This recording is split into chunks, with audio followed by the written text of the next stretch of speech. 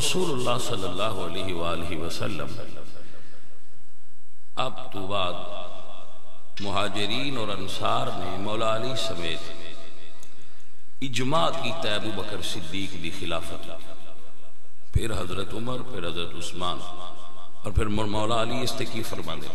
آپ فرما دیں قد بایعن القوم الذی بایعوا علی ابی بکر و عمر.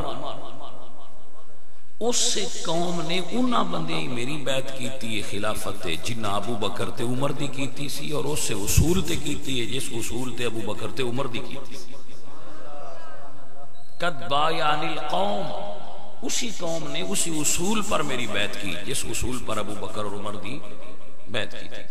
تو حضرت علی دا اس اصول نو اپنا لینا او دے حق ہون دی دلیل.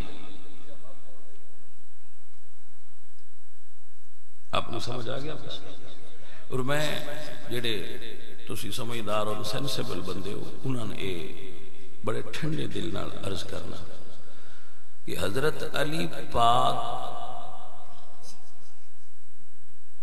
تو پہلے 25 سال تقریباً کچھ دنوں دا وعدہ کرتا 3 خلفاء دی حکومت رہی 25 سال،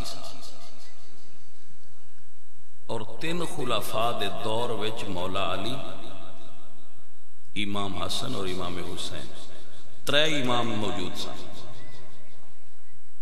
اور آپ نے انہاں دے خلاف قیام نہیں فرمایا، کھڑے نہیں ہوئے، انہاں نال لڑے نہیں. یزید دے خلاف کلے امام نے قیام کیا اور آپ لڑے. تو پہلے 3 خلفاء نال 3 اماماں دا نہ لڑنا اور اس یزید نال کلے امام دا لڑنا، یہ کوئی حقیقت ساڈے اگے کھول رہا ہے کہ آل محمد نو منن والے آؤ انہاں دے پیچھے رہو، اگے نہ ٹرو. جدے نال او لڑے نہیں انہاں نال تسی بھی لڑو، جنہاں نال او نہیں لڑے انہاں نال تسی بھی نہ لڑو.